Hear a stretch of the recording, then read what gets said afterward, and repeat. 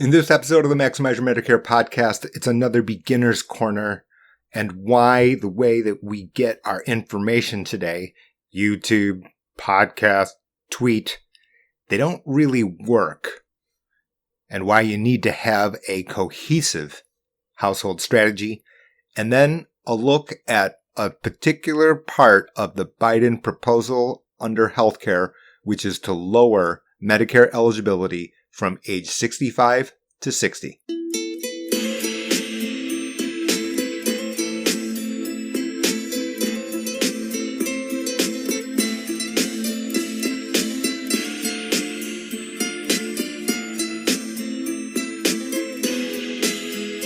All right, welcome to the Maximize Your Medicare podcast. My name is J.O. I'm your host.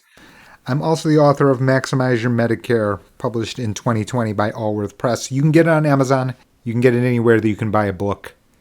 Be sure to go to the website, www.maximizeyourmedicare.com. It's greatly improved. What I did is I put all the videos that I think are relevant for Medicare as well as podcasts. In addition to that, there are resources there and an enrollment center. There are links to official government documents that might be important as you're trying to enroll for Medicare, especially important now that we have a pandemic and the local Social Security offices are largely closed. So again, that's www.maximizeyourmedicare.com. Link will be in the text under this podcast. It is crazy how time flies. We're already here at the middle of August. Up on the website and a link on this podcast is the virtual event, the one and only virtual event I'll be opening to the public this year. It's October 5th. October 5th. Pre-registration is required and the number of spaces is limited. Remember that Zoom and all these teleconferencing, platforms that are occurring online, there are capacity limits. I'm going to hit it, is the candid reality. And I know that because we're enough sold now that I'm very sure that we're going to hit the full capacity. And once we hit the capacity, I'm going to have to shut it down. So be sure to do that and do that early. Go to the link. You can also go to the MaximizeYourMedicare.com. It's right there on the front page where you can get to the registration page.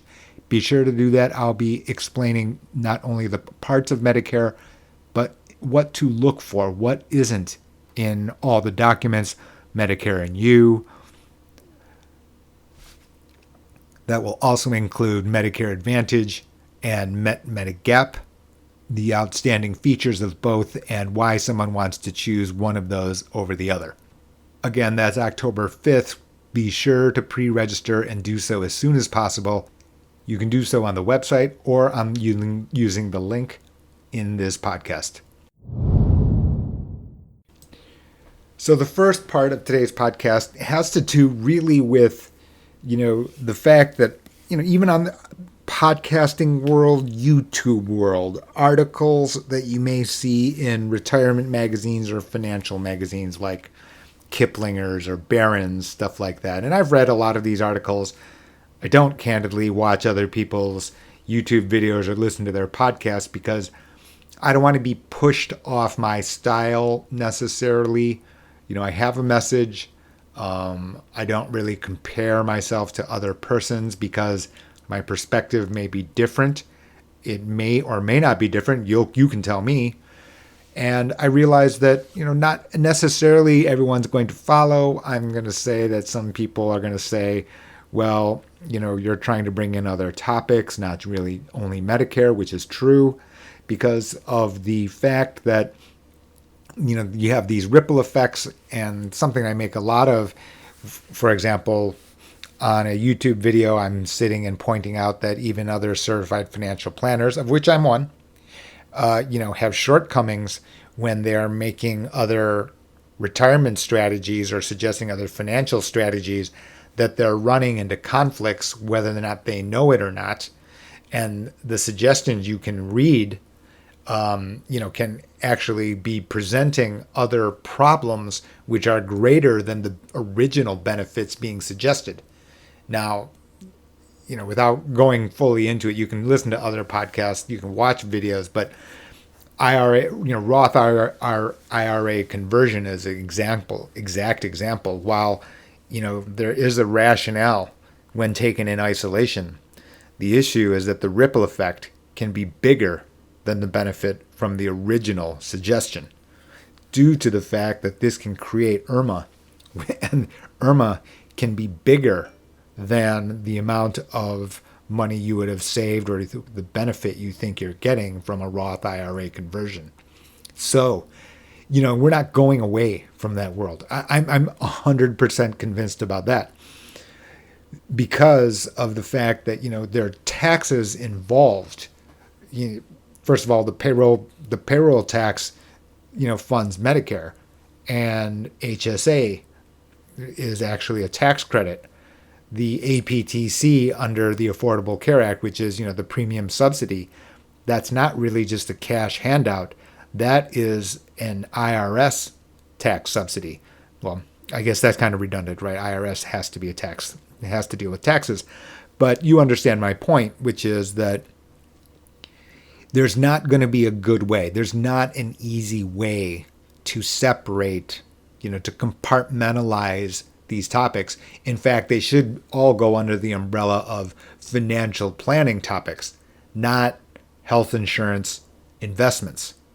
To me, what has happened is, the problem starts because people have thought of healthcare as the same thing as health insurance, which, I just certainly do not believe. It's right there at the beginning of my book, which is, I'm like, look, you need to break this. This assumption right from the jump is wrong, right? Health insurance is a financial contract, period. Medicare is a specific type, subset of health insurance. Therefore, Medicare is a financial contract. That means any other topic that has to do with financial planning matters may affect Medicare and health insurance. Healthcare is dealing with your doctor, which doctor you like. I preferred not going to the doctor, largely because, the name of my family doctor was dead. Okay, but you can understand my point, which is, this is a different thing than the analysis of the financial implications of your involvement in a particular contract. Right? My relationship with my father has nothing to do with my relationship with Blue Cross Blue Shield. That's not my carrier, but you understand my point, right? Those are different points of contact. And as a result, what has happened is people think health insurance, they think healthcare. So the person to go for healthcare advice is my doctor. Therefore, the person who go for my health insurance advice is also my healthcare provider. It's because of the fact that all these interactions, right? Interactions that people don't know exist, that really create both the good and the bad. The good is Maximize Your Medicare is trying to alert you to the fact that all of these interactions exist. And the reality is, this could be beginner's corner. This actually is our beginner's corner. Right, which is the very first thing to learn, even before you learn what Part A and Part B even are or what they do, is the idea that you need to be sensitive that due to the fact that there are these ripple effects, trying to keep them isolated from one from the other will fail. And if it fails, or not will fail, but it could fail, and if it fails you, then the cost to you can, maybe create problems that could have been avoided or could be very expensive to you. And this is my point. Because the problem that you have when you're digesting Medicare advice online, in an article, on YouTube, and I've looked at the other channels. Like I said, I don't watch the videos. I don't watch it, other brokers' videos and stuff like that. And I find it almost impossible to believe, something I wrote in the newsletter, which you can subscribe to. Also, the link in the text below the podcast. But the point is that I'm like looking at these videos and I see, part B explained in 3 minutes. I'm like, no way. No chance am I talking about part B in 3 minutes and in the enrollment rules. Okay? And here's your beginner's corner, which is Medicare is very simple for the following set of people. You're single. You have no dependents. No one else is underneath your insurance. You're 64.75 years old. You don't qualify for IRMA due to excess earnings. You are not employed. If all of those apply to you, then yes, you're right. You can watch, the 3-minute videos. You can watch the 5-minute videos. You can possibly navigate yourself. That population is very, very small, and it's getting smaller, right? Because the moment, for example, you're married, for the moment you work beyond 65, the moment that you make more money and have to consider IRMA, that you're thinking about an employment change, whether or not it's, voluntarily or involuntary. Any time that any of these pieces move, your selections get notably more difficult than the 3-minute part B video. Notably more difficult. And the issue is that what happens is what people are doing is they're clicking and they're watching a 3-minute video by person number 1. And then they're clicking and they're looking at it by person number 2. And they're clicking and they're seeing another part by person number 4. The issue is there's no unifying message on a cohesive whole. It has to be a cohesive whole. It has to take into account all of these different movements because, like I said, a single ripple effect can dominate, can be more costly, or limit your benefits, ones that you could have otherwise accessed at the same or cheaper price. That's a fact.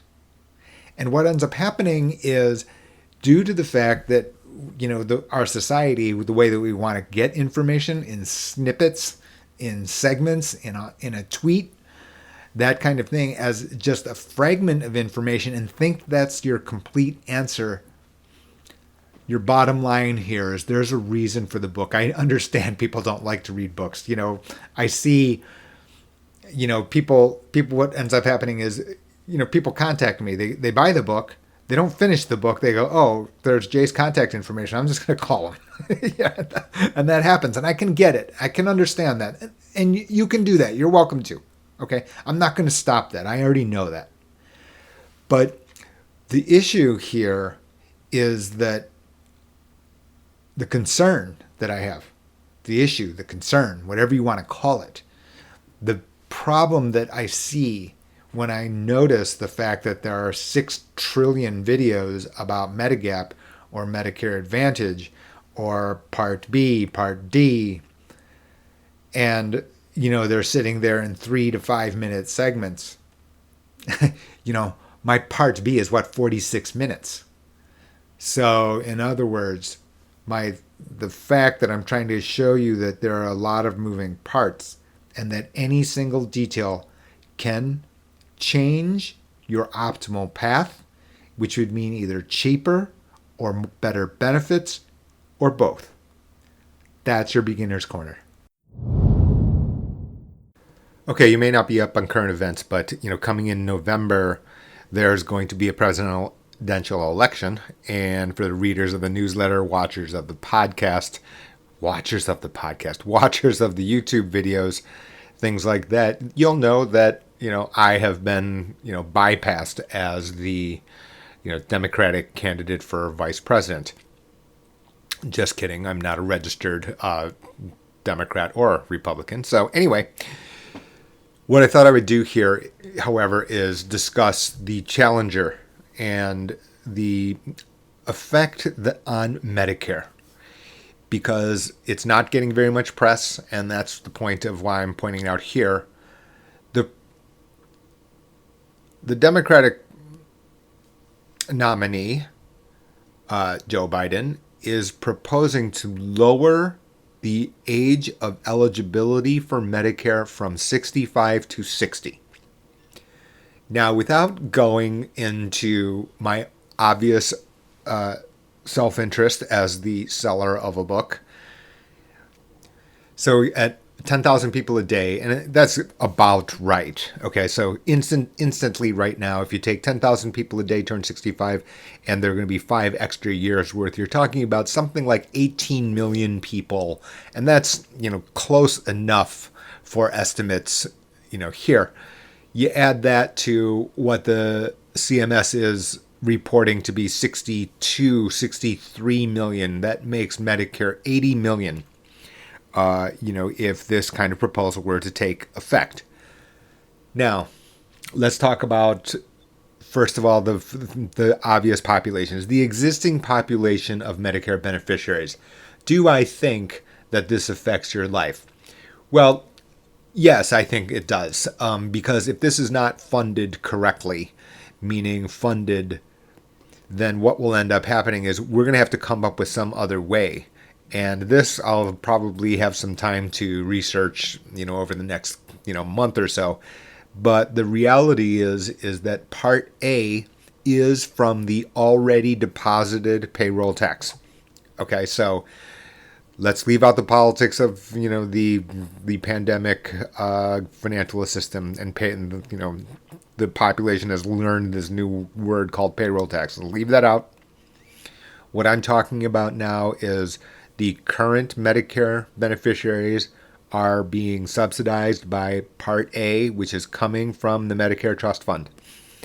Now, if all of a sudden we have to add 18 million extra beneficiaries to that fund without some source of increased amounts of revenue, you can obviously see the viability of the trust fund, which, can be thrown into question in a more serious way. Right, I have not really been in the camp of Medicare is about to go broke, because the reality is that government has government fiat power, which is not trivial, right? They get to tax, for example. Okay, the other things though is that, and don't get me wrong, I have posted my observation of this fact on the Facebook group, and what I got back was some pushback from the existing Medicare population, meaning that, okay, well, you're diluting us, and that is going to get some traction. I'm not going to kid you, right? That is one of the ripple effects here or a possible ripple effect from the proposed policy. That's this first subpopulation. Okay. The second population is those persons between 60 and 65. This is going to be kind of interesting for me, because I think that this set of persons isn't being told about this feature aggressively enough. If I'm the seller, meaning if I'm the communicator trying to get votes, okay, so, Joe Biden isn't calling me. He obviously bypassed me also. I was highly disappointed. Anyway, the fact of the matter is that I'm a 60 to 65-year-old person, and I'm Joe Biden. I start telling them that this is going to be a huge part of my program, because premiums for a 63-year-old in the individual market, depending on your state, the full sticker price here, if this is $700-800 in a average state, if you're talking about Florida, that same plan, that's $1,200-1300. If you're talking about California, that's $1,000, even though it's a hyper competitive state. All of a sudden, you go from that to let's call it $500 a month, which is fully loaded Medicare and Medigap and high quality Part D plan. And that's the expensive end. Okay. So now all of a sudden, and you can know this, right? If you're listening to this podcast, you're 65.1 years old. And if you were not assessed IRMA, basically what ends up happening is you got an instant, $5,000 pay raise. So if you required high quality health insurance when you were 64 and then you turn 65, all of a sudden your bill has dropped by this $5,000. Your coverage has improved by light years. If you've read, my favorite book on Medicare, Ahem, right? So as a result, this financial outcome to this 18 million odd people who in this 60 to 65 year old voting block is enormous. Enormous. And it has been understated. I think this has been understated to this group. We're not even talking about the ripple effect of whether or not there's going to be a public option. There seems to be some twist, again, beyond the scope of today. I will get into it. In upcoming podcasts. The third group of persons are the persons, in my age division. So let's just call yourself generation, I don't know, what generation are we? Y, I guess the generation Y.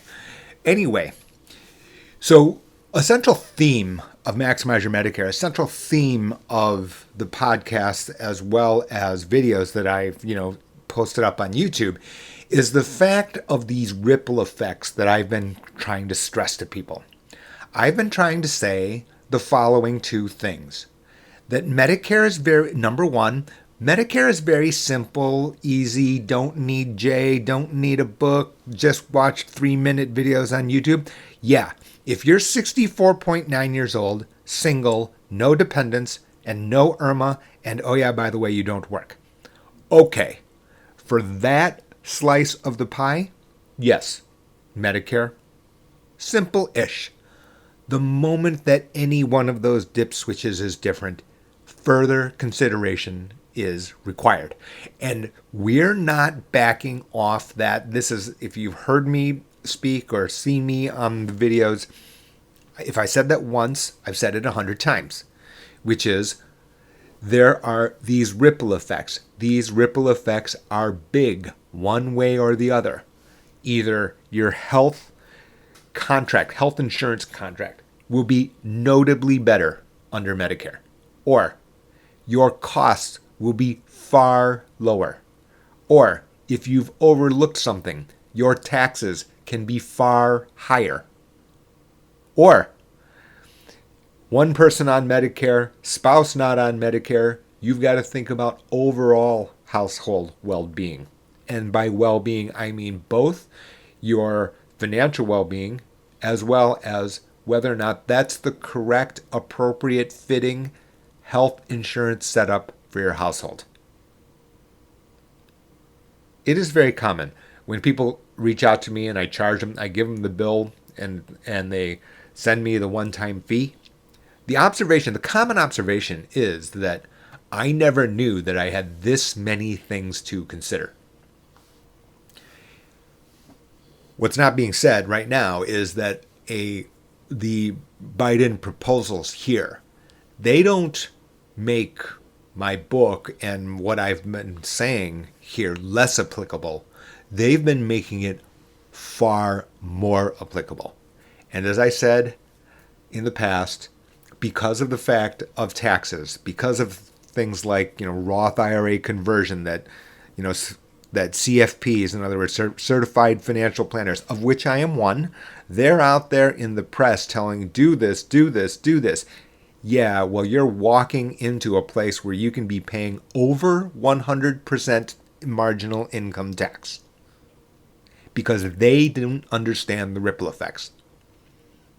And you can remember I swore the other day, called myself an ass, about the fact that I'm not very happy the fact that somebody who has got my same labels, calls themselves an expert, doesn't know these important details because they're not sensitive to the ripple effects. I don't know. Anyway, these are the three groups of people that can be affected by the Biden proposals to Medicare just by this single clause. We'll get to the other ripple effects about the other proposals that he is proposing. We're 90 days away, 80 odd days away. We'll continue on with that in the upcoming pods. That's all I got for today.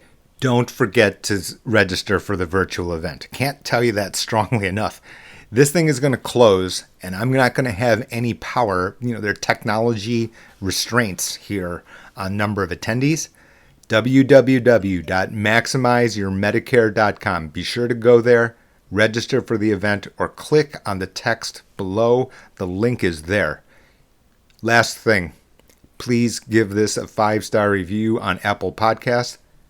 Download and continue to subscribe to the Maximize Your Medicare podcast. I'm Jay.